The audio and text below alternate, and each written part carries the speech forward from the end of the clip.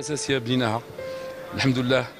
يعني خرجنا يعني متأسفين فعلا، لأنه بغينا نفرحوا الشعب المغربي وبغينا نفرجوا المغرب وبغينا نفرحوا الملك ديالنا. سمحوا لينا بزاف، ولكن إن شاء الله تظهر لي بأنه المستقبل إن شاء الله غادي يكون خير. شكرا. C'est différent. Voilà, ils ont eu aussi une ou deux occasions, faut le dire. Ça s'est joué à pas grand chose. C'est comme ça. Merci beaucoup, Mélie. 2 mètres. Et on a vu, voilà, j'ai cité Boussoufa parce que c'est peut-être le plus ancien, mais tout le monde, j'aurais pu dire tout le monde. On a vu une équipe d'hommes. Et honnêtement, je suis triste entre guillemets, de sortir cette compétition. Mais un grand merci vraiment à tout notre peuple qui est venu nombreux ici en Russie. Merci beaucoup. Il faut féliciter tout le public et puis tous les joueurs parce qu'ils ont été fantastiques. Et juste regardez le corner, le numéro 3. Et puis tout est dit.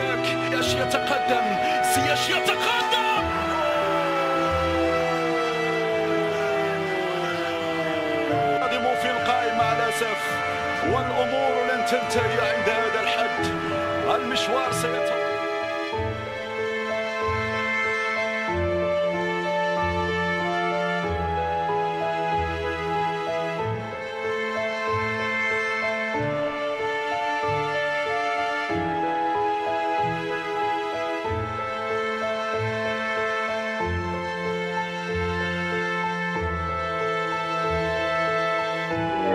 Voilà, comme je l'ai dit, j'avais clairement pas envie de faire cette vidéo, mais j'avais tellement de choses à dire et j'avais tellement la haine de ce que j'ai vu aujourd'hui lors du match Égypte-Maroc que je voulais m'exprimer sur ce match et faire un débrief à chaud.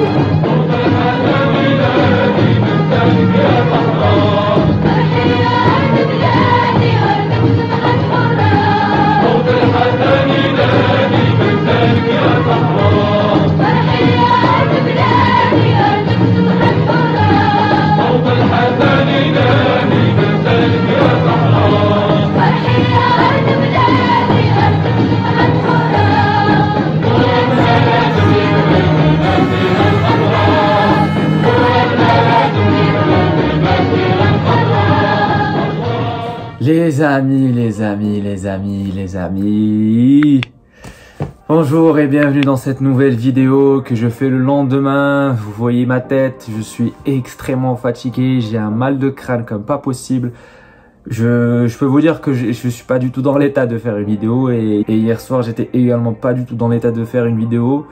Vu que j'étais submergé par toutes mes émotions, j'étais tellement surexcité que je me suis dit que je préfère faire cette vidéo là à tête reposée pour essayer de tout évoquer, essayer de décortiquer tout ce qui s'est passé hier et ce qui se passera face au Portugal. Mais c'est incroyable ce qu'on est en train de vivre, c'est incroyable ce qu'on est en train de vivre. Limite, regardez l'état dans lequel je suis et l'état dans lequel beaucoup de Marocains sont en ce moment. On est submergé par les émotions, submergé par tout ce qui est en train de se passer autour de cette équipe nationale. Jamais de la vie, j'aurais pensé que j'allais être capable de vivre ça un jour de toute ma vie. On est en quart de finale de la Coupe du Monde. Donc c'est magique, c'est magique, c'est magique, c'est indescriptible, c'est tellement grand et j'ai même plus les adjectifs pour décrire ce que je ressens en ce moment et ce que ressentent 40 millions de Marocains. On est en tout cas fiers et moi en tout cas je suis fier d'être marocain. Je suis tellement fier de représenter ce pays, fier de porter ce drapeau partout où je vais. Donc avant toute chose, pour ceux qui ont suivi et pour les personnes qui me suivent et pour les amis que j'ai sur Instagram, j'ai lancé un gros coup de gueule avant la rencontre ou la veille de la rencontre. Vous avez vu passer quelques vidéos, quelques infos évoquant un problème de billets, comme quoi il y avait la majorité des Marocains qui étaient là-bas au Qatar, qui ont assisté au match du Maroc face au Canada, Belgique et Croatie, n'ont pas pu trouver de billets puisque tous les billets ont été vendus dans le marché noir. Et donc c'était compliqué pour des Marocains qui ont certains moyens limités de se payer des billets à 1000 €. Et il y avait même d'autres Marocains que je considère pas Marocains et je vais pas rentrer dans ce débat là parce que c'est pas le moment, mais qui profitaient de l'occasion pour se faire des sous. Je trouve ça vraiment écœurant de profiter de cette occasion-là pour se faire des sous dans le dos de l'équipe nationale. En aucun cas vous n'êtes patriotique, en aucun cas vous représentez ce pays-là. Et comme j'ai pu le dire dans la story, allez vous acheter une autre nationalité puisque le business ça vous plaît, achetez-vous une autre nationalité. Achetez-vous une nationalité qatari par exemple, ça posera aucun problème. Mais ce que j'ai aimé dans tout ça, c'est le rebondissement que cette affaire a pris, qu'a fait la fédération et l'ambassade du Maroc au Qatar.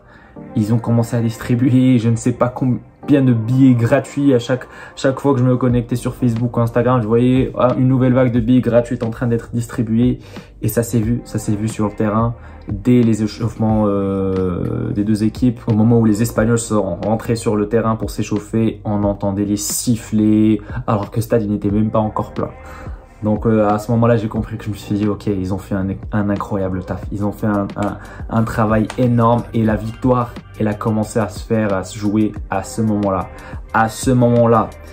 Puis, quand j'ai vu le 11 de départ qu'a aligné Luis Enrique, je me suis dit, comme dirait le fameux Denis Brognard, car il faut savoir que Luis Enrique a essayé de s'adapter à nous, a essayé de changer un ou deux joueurs de son 11 habituel pour essayer de s'adapter à notre jeu et à nos joueurs, puisque le Maroc est sorti avec son 11 habituel. Rien n'a changé, même avec certaines incertitudes et certaines blessures de certains joueurs, ils ont insisté à jouer, ils ont joué et on a fini par gagner. Donc du coup l'Espagne, ou plutôt Luis Enrique, sort avec un 11 où il ne fait pas jouer ni Carvajal ni Azpilicueta en tant que latéral droit. Il choisit par surprise Marcos Llorente, un milieu de terrain de profession. Et il le fait jouer dans ce poste-là. Pourquoi? Parce que Marcos Llorente est connu pour avoir une pointe de vitesse exceptionnelle et pour être aussi un joueur très technique et très physique. Et donc ça, dans la tête de Luis Enrique, ça aurait pu être une solution pour contrer le danger et la tornade Sofiane Boufal, mais en fin de compte Sofiane Boufal, je crois qu'il a sorti son meilleur match de son mondial. Il était incroyable, il a envoyé balader Marcos Llorente dans un dribble qui fait buzz. C'est Boufalinho, c'est notre Boufalinho, il a été exceptionnel Boufal, ainsi que tous les autres joueurs. Amrabat, lui qui était annoncé blessé la veille, lui qui n'était pas sûr de pouvoir jouer, lui qui a passé toute la nuit avec le kiné pour essayer de trouver une solution, où il s'est fait apparemment quelques injections pour limiter et pour atténuer ses douleurs au bas du dos, puisqu'apparemment il avait des douleurs au lombaire, je crois, ou au bas du dos. Et il était incertain et on a vu les larmes qu'il a coulées à la fin du match, tellement c'était important pour lui.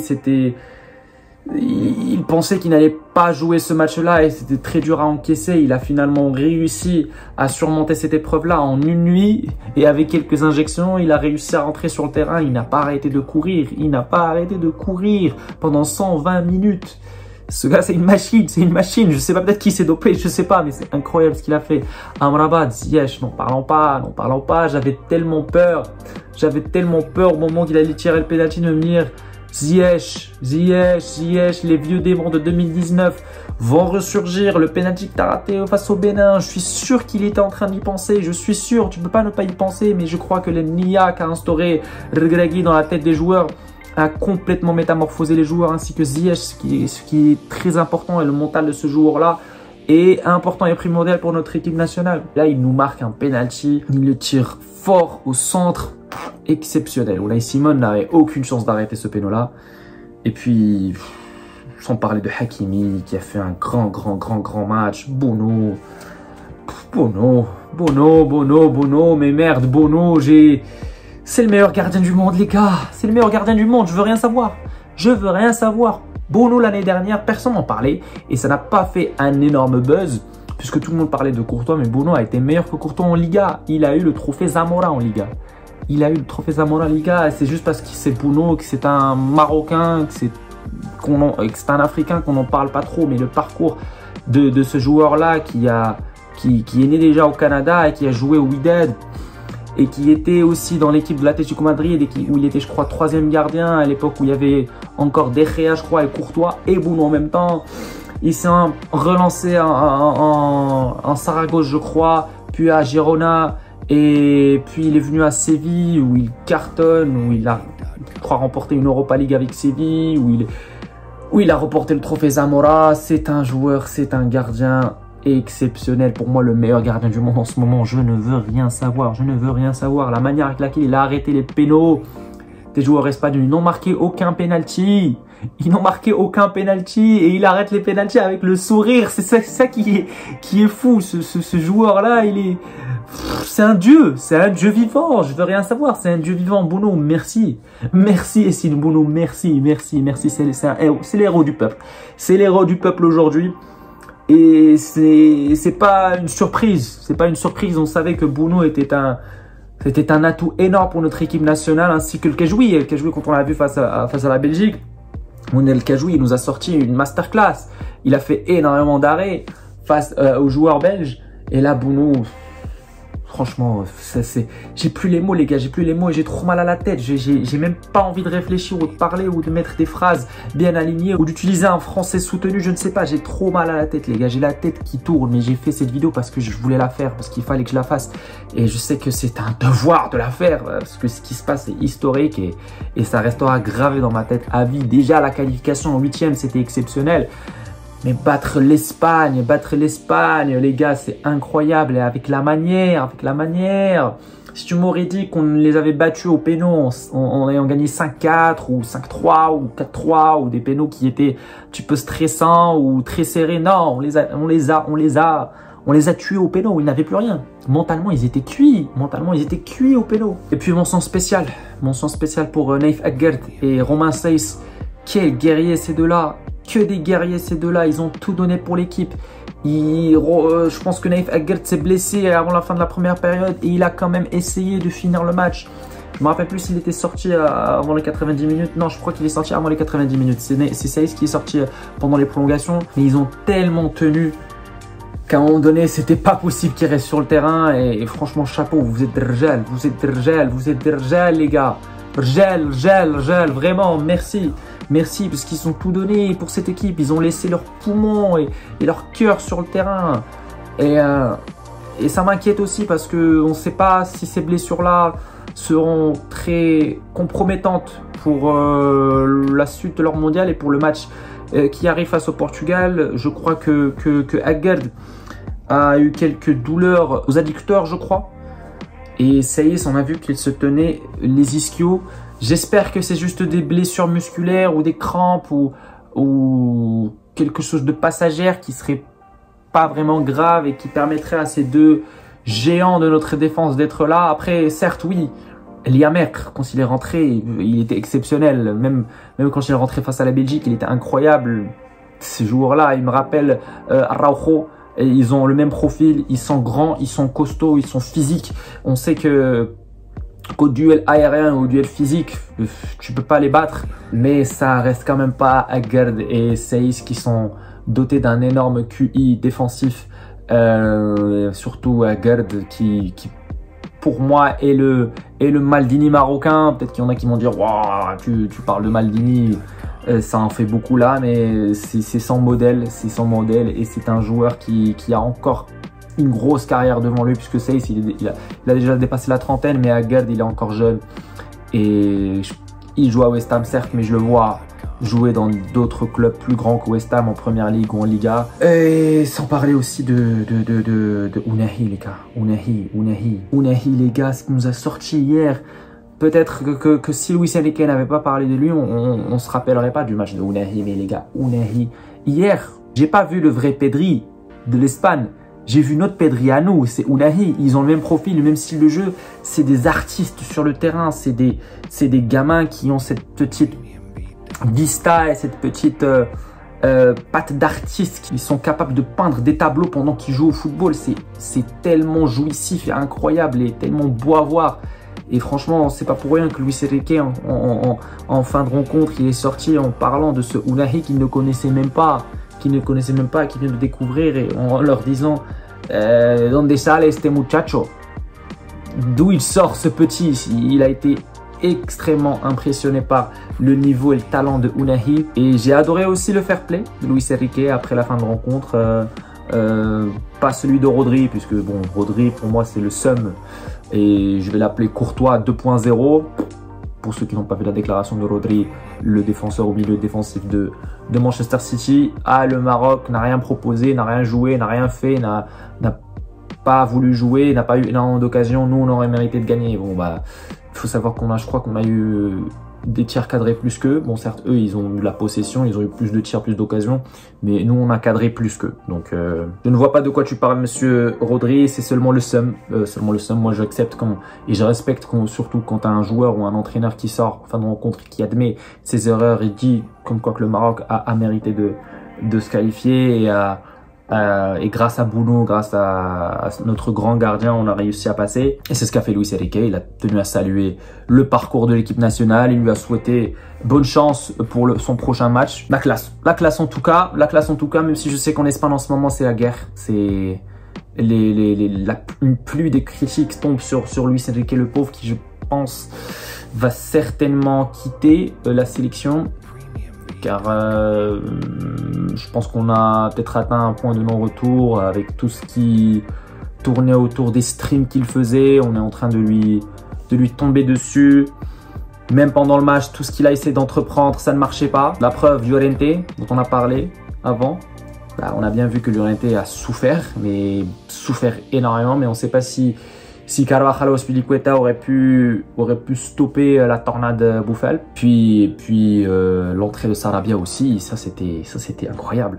Ça c'était incroyable pour ceux qui se rappellent peut-être pas, mais je crois que Ferran Torres jouait. À un moment donné, il est sorti, il a fait rentrer Nico Williams, le jeune joueur et le frère de Iñaki Williams qui joue au Ghana et qui joue à l'Athletic Bilbao. C'est un joueur doté de qualité technique incroyable et il est rapide, vif et très agile. Il a tué Archatullah à chaque fois qu'il avait le ballon. Puis à un moment donné, avant la fin des prolongations, il fait rentrer Sarabia, il fait sortir Nico alors qu'il vient de tout juste le faire rentrer.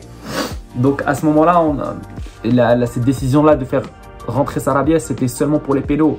Et on a bien vu que c'est Sarabia qui a tiré le premier pénal et il le rate. Donc autant vous dire que le Nia et le Raslavoka de Gregui a complètement tué toutes les tactiques de Luis Enrique. Et tout ce que Luis Enrique essaye de faire, ça ne marchait pas. Ça ne marchait pas. Gregui avait 2 ou 3 pas d'avance sur lui. Et franchement, lui aussi, vraiment, Gregui, franchement... D'où il est sorti ce Walid Regragui, enfin d'où il est sorti, on connaissait, c'était un ancien joueur de l'équipe nationale, il n'était pas inconnu au bataille, on le connaissait, mais franchement, on n'était pas habitué à tout ça. Regardez l'état dans lequel je suis, j'ai mal à la tête, je suis malade, je suis malade. Cette victoire-là m'a tellement submergé d'émotions, j'ai tellement fêté ça hier soir à Madrid, j'ai tellement crié et chanté, je ne sais pas si ma voix, je pense que ma voix s'est améliorée maintenant, mais hier soir j'avais plus de voix. Franchement, on n'est pas habitué à faire ça, ça va nous rendre fous cette histoire, ça va nous rendre fous, on va vraiment finir dans un hôpital psychiatrique, monsieur Walid. Vraiment, on n'est pas habitué à ça, on n'est pas du tout habitué à ça, donc, mais de toutes les façons, Walid, franchement merci, on est tellement heureux, t'as fait vibrer 40 millions de Marocains et pas seulement. Tous les pays arabes, j'ai vu des vidéos dans tous les pays arabes, ils nous ont soutenus, ils ont été pour nous. Donc je tiens à les remercier. C'est exceptionnel, c'est historique ce qu'a réalisé le Maroc. Et il peut encore une fois marquer l'histoire face au Portugal. Sa fameuse réplique de Nia, Delo Nia, le ballon va frapper au draft le poteau, elle va sortir. Ça a pris tout son sens hier. Je crois que pendant le match, pendant les 120 minutes, c'est arrivé 2 fois où le ballon a heurté le poteau et il est sorti. Et même pendant la phase de tir au but. Sarabia, premier penalty, boum, poteau. Ne dites pas que c'est un hasard, c'est incroyable ce qu'a instauré Walid Regragui dans la tête des joueurs, mais également dans la tête du public.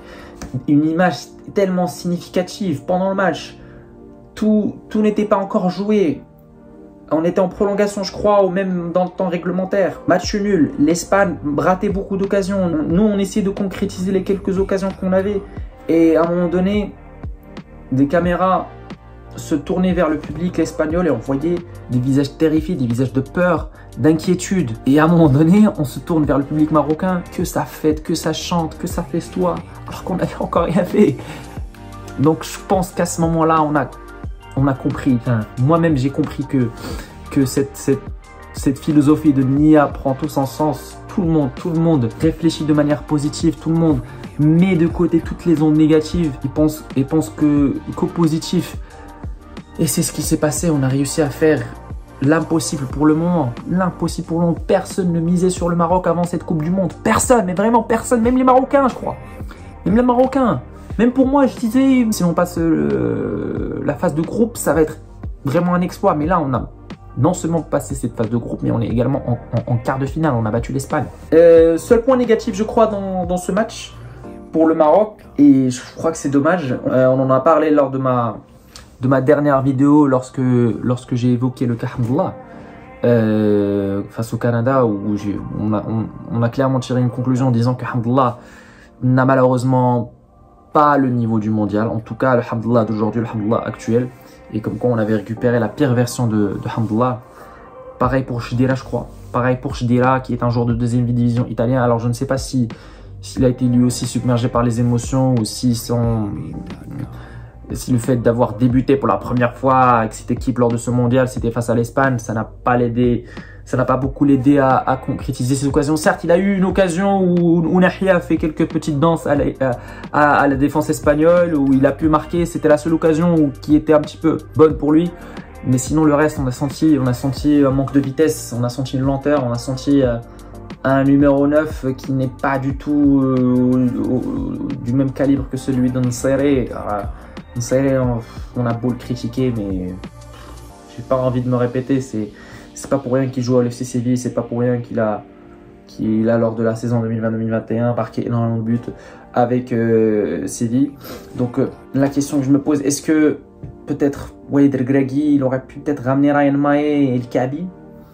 Ça aurait été mieux à la place de Hamdallah et Chedira, parce que c'est Ryan Maé et El Kaabi également, ils ont participé énormément à la qualification de l'équipe du Maroc dans cette Coupe du Monde, où ils ont été extrêmement décisifs lors des matchs de qualification.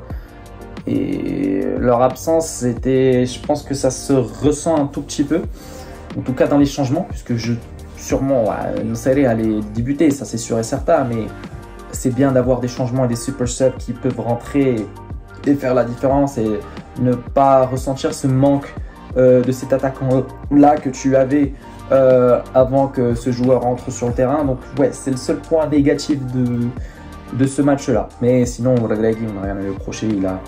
Il a réussi à avoir ou à lire l'adversaire de manière exceptionnelle.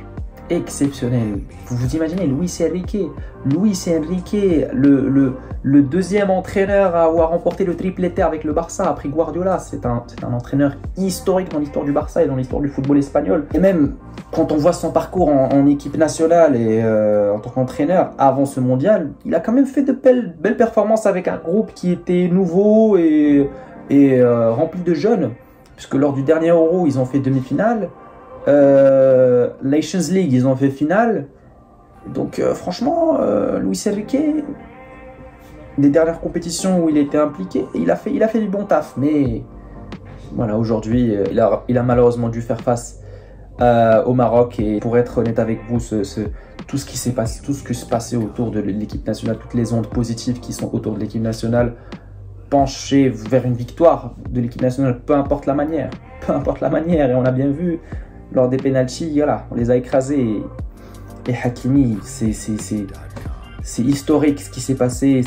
Ça prend tout son sens. Hakimi, un joueur qui a été formé en Espagne, à Madrid, je crois qu'il a été formé à Getafe avant d'aller jouer au Real. Et c'est ce joueur-là qui élimine l'Espagne, qui élimine le pays qu'il a formé. Je peux comprendre la détresse des Espagnols et le seum de certains Espagnols. Ils vont encore sortir certains discours en disant que c'est des joueurs ingrats qui profitent du pays pour après aller choisir leur pays d'origine. Ou si vous voulez, ouais, ils ont deux nationalités, ils peuvent choisir ce qu'ils veulent. Et s'il a une culture marocaine, bah, c'est de son droit de choisir le Maroc. Autre point négatif par rapport à Luis Enrique, c'est De Gea, les gars. J'ai beaucoup pensé à De Gea hier, que ce soit hier ou pendant tout le tournoi, tout le parcours de l'équipe d'Espagne lors de ce mondial. Je n'ai toujours pas saisi ou compris pourquoi De Gea, ou même Ramos qui fait quand même une bonne saison, bon début de saison avec le PSG, où il joue tous les matchs, où il est titulaire, il est très en forme, il a récupéré sa forme, il ne se blesse plus. Ramos et De Gea, ils auraient pu ramener cette expérience, cette sagesse dans le vestiaire espagnol qui est rempli de jeunes. Certes, avoir un entraîneur hyper expérimenté, c'est bien, mais je pense que la présence de De Gea et Ramos aurait pu aider les Espagnols encore plus Donc encore une fois, voilà, Luis Enrique sur ce coup-là n'a pas été bon, malheureusement. Et maintenant que ça s'est fait, maintenant que cette victoire face à l'Espagne s'est fait, une autre guerre et une autre finale nous attend. C'est face au Portugal. Je crois que c'est écrit, que c'est le destin, que c'est écrit dans je ne sais où, que on doit prendre notre revanche sur ce qui s'est passé en 2018. On se rappelle tous de la tragédie de la Coupe du Monde de 2018 et du parcours du Maroc. Certes, le premier match, je crois qu'on peut s'en vouloir qu'à nous-mêmes. On a marqué un but contre notre camp. Mais les matchs face au Portugal, à l'Espagne, tout le monde a été d'accord que ces matchs-là, on méritait de gagner. Non seulement par la domination et le nombre d'occasions qu'on a ratées face au Portugal, mais également par les erreurs d'arbitrage. Que ce soit du but qui a été marqué par Cristiano Ronaldo au tout début et même beaucoup de fois où on méritait d'avoir un penalty. Et pareil que l'Espagne, beaucoup de fois où Piqué a touché le ballon avec sa main. Je crois Piqué ce jour-là, il jouait au ondes, au volley, je ne sais pas. Mais l'arbitre ne voyait rien, la VAR ne voyait rien. On menait 2-1 et le dernier but qui était marqué par Iago Aspas a été tiré d'un corner qui devrait être tiré de l'autre côté. Donc il y avait tellement d'injustice lors de ces deux matchs-là que je crois que maintenant, justice a été faite au moins face à l'Espagne et le Portugal nous attend, même s'ils ont fait 6-1 face à la Suisse, ce qui peut faire très peur. Je ne vous cache pas que ça fait très peur. Moi, je pensais après la victoire du Maroc, je voulais que le match de la Suisse et le Portugal soit très intense et très dur pour les Portugais et qu'ils aillent jusqu'en prolongation, pourquoi pas eux aussi, pour qu'ils soient autant fatigués que nous, mais ils se sont juste baladés face à la Suisse. Donc moi je prie pour une seule chose et j'espère qu'une seule chose se passe lors de ce match face au Portugal, c'est que Cristiano Ronaldo joue, parce qu'on a bien vu que sans Cristiano Ronaldo l'équipe est beaucoup plus performante et beaucoup plus libre et beaucoup plus soudée et ne joue pas que pour une seule personne et ne cherche pas à constamment trouver Cristiano Ronaldo, parce que lui-même il exige ceci à ses adversaires et il instaure certaines ondes négatives et un égoïsme de sa part en voulant tout le temps qu'il soit au centre de la production du jeu du Portugal. Et on voit quand il n'est pas là, le Portugal s'est baladé et nous a fait une masterclass face à la Suisse. Donc on ne sait pas en tout cas comment le Maroc va récupérer, comment les joueurs vont récupérer des blessures de Guert Saïs et d'autres joueurs qui ont fini KO 120 minutes, c'est pas facile. Donc on sait pas comment ils vont réussir, mais on sait que c'est des hommes, que c'est des rjals et qui vont bien récupérer et qui vont nous rendre fiers face au Portugal, quoi qu'il arrive, peu importe le score. En tout cas, je pense pas qu'on va se prendre un 6-1 ou non.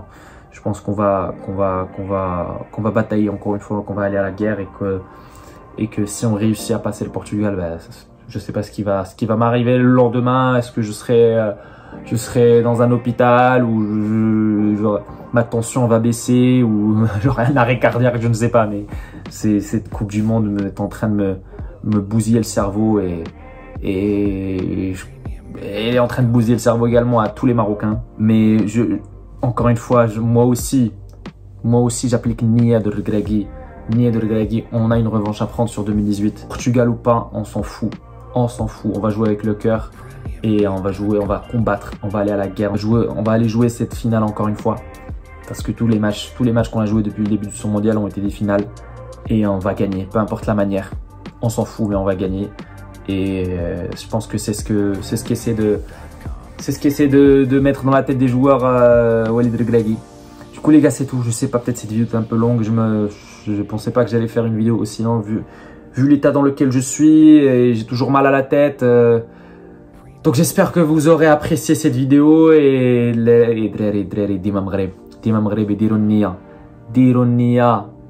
dites-moi ce que vous en pensez en commentaire et nous on se retrouvera lors d'une prochaine vidéo les gars.